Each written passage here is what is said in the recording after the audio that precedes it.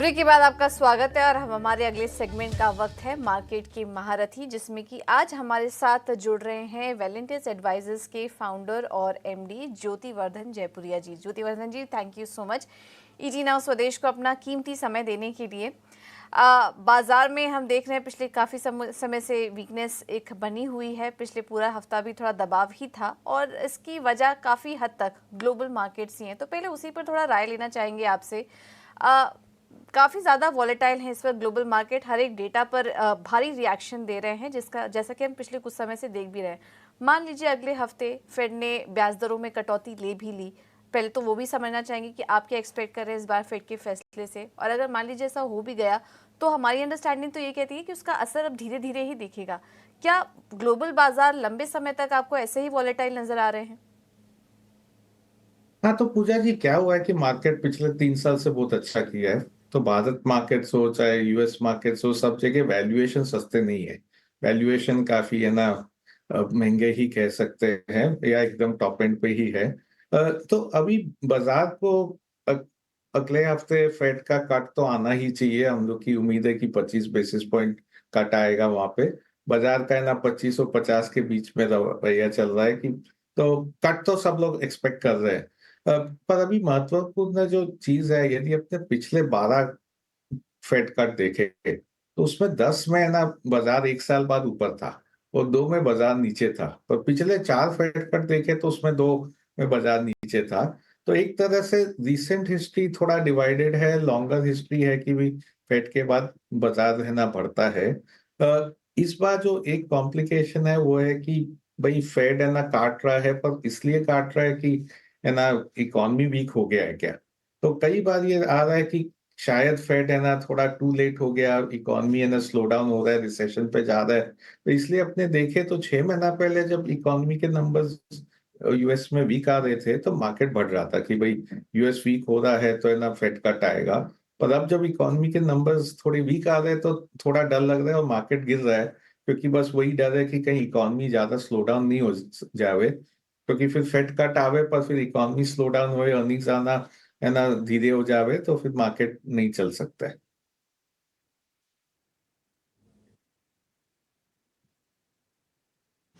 ज्योति, आप बात तो बिल्कुल ठीक कह रहे हैं कि कई बार ऐसा होता है कि फैसला लेने में के बाद देरी भी प्रॉब्लम हो जाती है। आप सही फैसला सही समय पर लें, इसलिए बात भूली भी जाती है।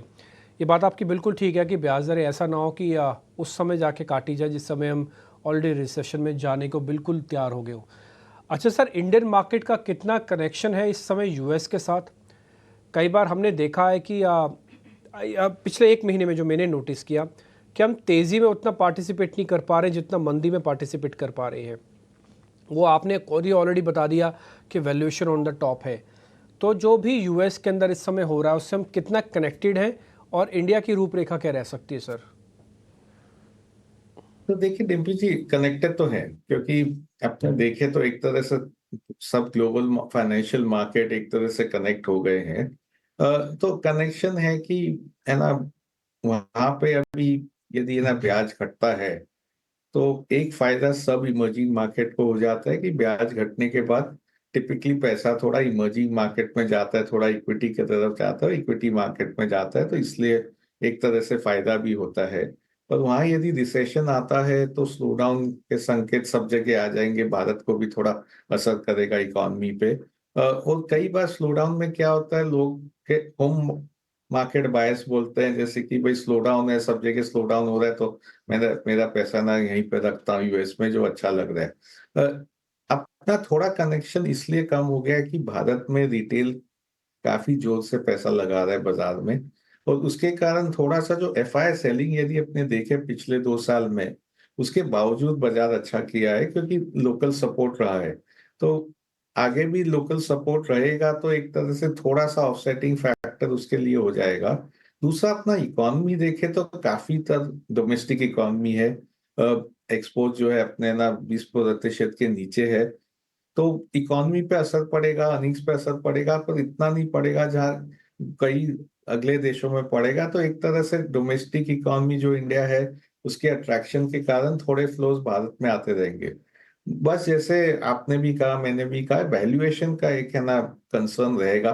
भारत में वैल्यूएशन महंगे है, पर यदि अपने रिलेटिव देखे तो भारत के वैल्यूएशन काफी महंगे दिख रहे हैं इमर्जिंग मार्केट के कंपैरिजन में। इमर्जिंग मार्केट के कंपैरिजन में आज के दिन अपना पी 80 से 90% ज्यादा है इमर्जिंग मार्केट से। तो यही एक महत्वपूर्ण कारण है कि भाई एफआई का सेलिंग आ रहा था इतने दिन से, और शायद है ना स्लो डाउन होए तभी भी है ना एफआई को आना चाहिए भारत की तरफ, क्योंकि वो एक डोमेस्टिक इकोनॉमी है, पर वैल्यूएशन का एक कंसर्न बना रहेगा उनके। तो मेरा मानना है कि एक टाइम करेक्शन बाजार में आएगा, उसके साथ एक थोड़ा प्राइस करेक्शन भी आएगा यदि यूएस इकोनॉमी और यूएस मार्केट्स करेक्ट होते हैं तो। ज्योतिवर्धन जी, एक नज़रिया आप फिर बैंकों पर भी आपसे लेना चाहेंगे, क्योंकि हम देख रहे हैं कि अब रेट कट साइकिल अब शुरू हो जाएंगे। ऐसे में बैंक्स अभी भी मार्जिन को मेंटेन करने के लिए उन्हें थोड़ा स्ट्रगल करना पड़ ही रहा था।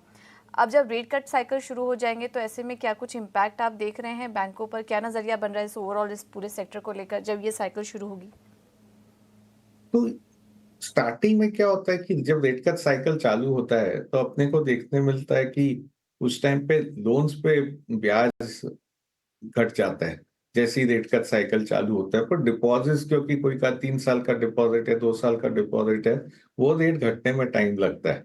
तो फर्स्ट में है ना थोड़े निम पे प्रेशर आएंगे, और जो भी आ रहे हैं और है ना आगे भी निम पे प्रेशर आएंगे।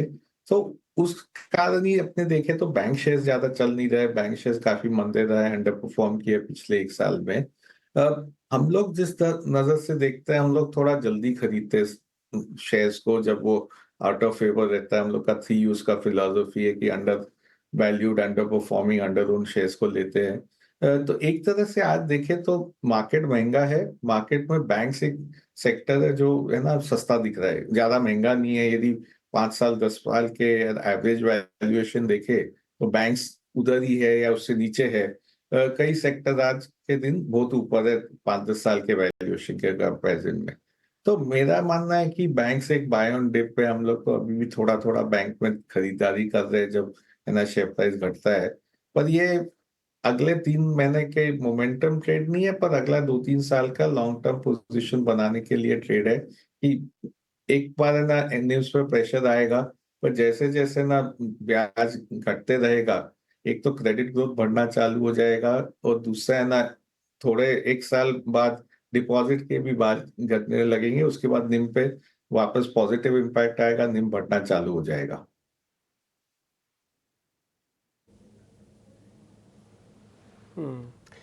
ज्योति सर, फिर एक और सेगमेंट भी आपसे पता कर लेता हूँ, वो है आईटी का। एक्चुअली में आज ना 2 रिपोर्ट आई हैं, आज ही आई है, तो इसलिए मेरे को मिला आपसे, चलो पता कर लूँगा मैं।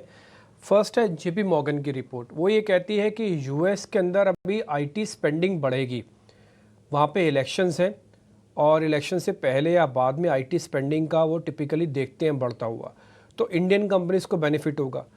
एक पोल ये कहता है कि डोनाल्ड ट्रंप जीत सकते हैं, तो डोनाल्ड ट्रंप इंडिया के थोड़ा फेवर में रहते हैं, तो एज सच कोई प्रॉब्लम नहीं आएगी, ना ही ऑर्डर्स को रोकने की, ना ही H1B वीज़ा को लेकर आएगी। ये तो जेपी मॉर्गन की रिपोर्ट कहती है। उसके अगेंस्ट में एक CLSA की रिपोर्ट है, वो ये कहती है कि नहीं जी, वैल्यूएशन बहुत महंगे हैं। वो वैल्यूएशन इतने महंगे हैं कि जो कोविड के आसपास के वैल्यूएशन थे उससे हम सिर्फ 7% ही दूर हैं। अभी तो कोविड भी नहीं है, तो आपकी वैल्यूएशन बहुत महंगे।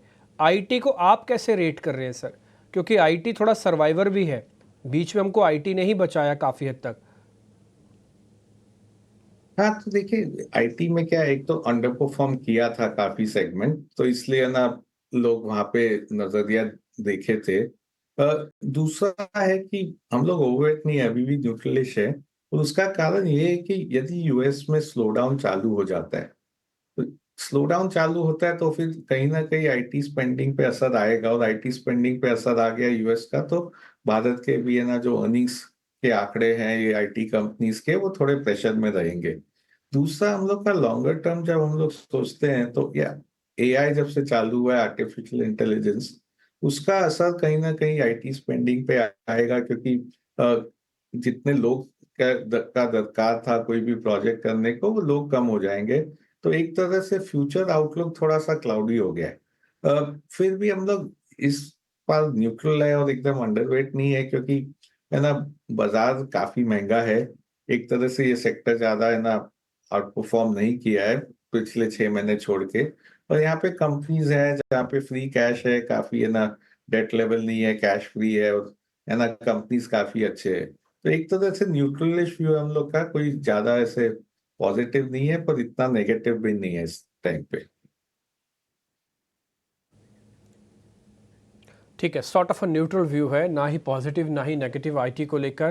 तो ये रिपोर्ट्स जैसे आपस में टकरा रही हैं, ऐसे ज्योति सर का भी ये पॉइंट है कि ना ही बहुत एग्रेशन ना ही बहुत डिप्रेशन की इस समय ज़रूरत है। आईटी को सिर्फ जो आपके पास है उसी को संभालो, वो ज़्यादा ठीक है, बजाय नया जोड़ने के या पुराना काटने के। ज्योति सर बहुत बहुत शुक्रिया, थैंक यू वेरी मच, आपने आज समय निकाला, अच्छा लगा आपसे बातचीत करके, और जल्दी आपसे वापस मुलाकात होती है सर। बहुत बहुत शुक्रिया, thank you very much sir.